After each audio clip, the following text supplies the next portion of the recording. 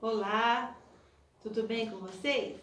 Mais uma aula, a gente está agora na história de José, então a gente vai continuar aprendendo mais um pouco sobre a vida de José.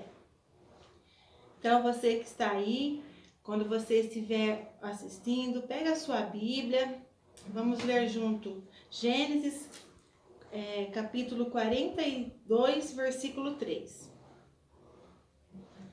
E diz assim: Então desceram os 10 irmãos de José para comprarem trigo no Egito. Vamos ler mais uma vez. Então desceram os 10 irmãos de José para comprarem trigo no Egito. Amém? Essa história de José, ela é muito famosa, ela é uma história muito conhecida. E como vocês já vêm ouvindo essa história, como nasceu José, de quem é a família de José. E como vocês já ouviram falar, José, ele ficou preso, José foi vendido como escravo, ele ficou dentro de um poço, depois ele ficou preso. E José, ele venceu todos, os obstáculos que se tinha na vida dele. Mas José, ele não era somente ele de filho, Era José e tinha mais irmãos. E os seus próprios irmãos o venderam. E todo o processo que José passou, que foi jogado no poço, depois foi vendido, ficou preso, José venceu todos os obstáculos dele. E aqui, nessa aula de hoje, a gente vai aprender como que José, ele conseguiu encarar quando ele viu novamente os seus irmãos, porque José, ele foi vendido pelos próprios irmãos de sangue.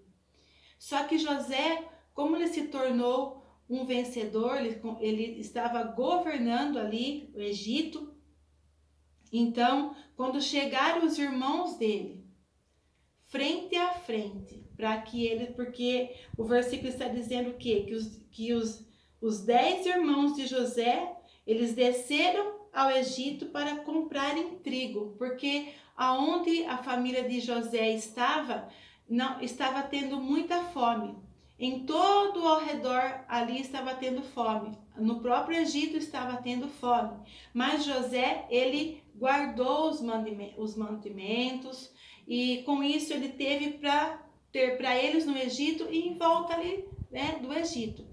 Então os irmãos dele foram até lá para comprarem esse trigo, os mantimentos. Só que eles nem imaginavam que era José, o irmão dele, aquele que eles haviam vendido.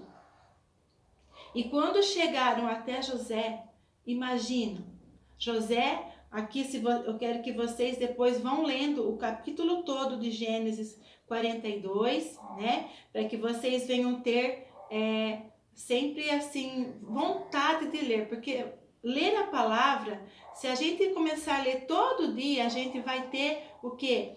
Todo dia uma vontade de ler, porque a palavra de Deus, ela nos alimenta. Então, quando vocês pararem um pouquinho para ler esse capítulo, vocês vão entender como foi que José encarou os próprios irmãos que o venderam. Já pararam para pensar? Se alguém desprezasse você, te deixasse de lado, e um dia você vai vencer isso, você vai superando e você vai vencer isso. E lá na frente você vai encontrar aquela pessoa que te feriu, aquela pessoa que te deixou de lado, aquela pessoa que te desprezou. Agora imagina José, os próprios irmãos de sangue, desprezaram José, porque venderam José. E o que aconteceu? Quando José viu eles, José poderia ter feito muito mal por eles. Do jeito que eles fizeram. José, ele poderia ter se vingado, mas José não se vingou.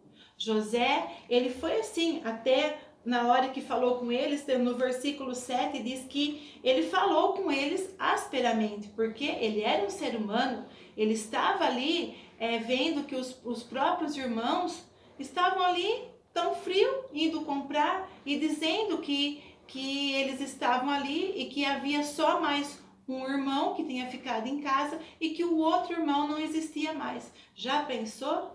O que foi que José não sentiu ouvindo os próprios irmãos dizendo que um irmão deles não existia mais, que seria o próprio José? Mas José, ele era um homem de Deus. Por ele ter sido vendido como um escravo, depois ficou preso ainda, ele não se entregou. A frustração não dominou José. José, ele continuava confiando. José, ele continuava acreditando no Deus que ele tinha. José confiou e Deus fez dele o quê? Um governador. E José, ele fez o quê? Ele passou para os irmãos uma aparência jamais dos irmãos imaginando que seria José. Nunca eles iam imaginar que era José. Mas Deus é Deus de promessa. Deus é um Deus que não somente promete, mas Deus é um Deus que cumpre. Lembra lá atrás, nos sonhos de José, que ele disse para os irmãos que como se eles fossem se prostrar diante deles? Até o próprio Jacó, o pai, disse, o que é isso? Jacó acabou ficando tipo que indignado com essa situação, nós nos prostrarmos diante de você? E chegou o tempo que eles chegaram diante de José e se prostraram. Eles foram pedir ajuda por aqueles que eles nem imaginavam que eram aqueles que eles tinham vendido. Mas aqui para nós hoje, não importa o que você, como um jovem agora, no momento que esta aula tanto é para pré-adolescentes, para quem estiver ouvindo, seja você quem for. Não importa a indignação que você se encontra, não importa as circunstâncias que você se encontra, o que importa é o que Deus, o autor da vida, ele pode fazer na sua vida, na minha vida. Ele pode transformar toda situação de caos, toda situação contrária em bênção. Deus, ele é fiel, ele transforma toda maldição em bênção, desde que você e eu, desde que nós verdadeiramente continuamos, perseveramos em confiar no Senhor. Porque José, quando estava preso, ele continuou confiando no Senhor. José, quando ele foi enganado, ele continuou confiando no Senhor. Quando ele foi contar todos os sonhos para os irmãos, que os irmãos riam deles, tinham raiva dele, ele continuou confiando no Senhor. Nós não podemos perder o nosso foco. Nós temos que focar em Deus, porque Deus é aquele que pode mudar toda a situação. E ele só mudou a situação de José, porque José, ele perdoou os irmãos. Vocês vão ver depois, mais para frente, em outras aulas, que José, ele perdoou os irmãos. E por isso que José, ele se tornou grande homem de Deus, um governador. Por que José foi um grande governador? Porque ele era um grande homem de Deus. Porque ele realmente, ele quis obedecer aquilo que Deus falava com ele. Você acha que ele não tinha vontade de se vingar? Ele tinha sim. Ele era um ser humano, mas ele sabia o Deus que ele tinha, o Deus que o amava, o Deus que cuidava dele. E que assim seja para a sua vida e para a minha vida, que nós venhamos amar as pessoas. Se te ferir, perdoe. Se você não consegue, fale com Deus. Fala, Senhor, eu quero perdoar fulano, eu quero, Senhor, fazer aquilo que te agrada. E Deus vai te abençoar e você vai ser bem-sucedido na sua vida. E além do mais, nós temos que nos lembrar que aqui nessa terra é uma passagem.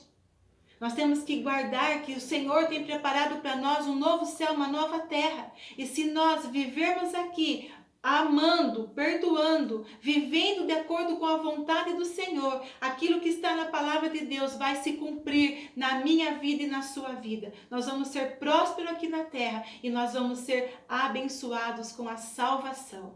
Mas lembre-se de uma coisa, nós não estamos sozinhos. Nós temos o Espírito Santo para nos ajudar. Quando nós sentirmos ódio, a gente ora e diga, Senhor, eu não quero sentir ódio, eu quero sentir amor, porque o Senhor é amor. Eu quero fazer como José. quando ele perdoou os irmãos. E assim Deus vai abençoar a sua vida e vai abençoar as nossas vidas. Vamos fechar os nossos olhos?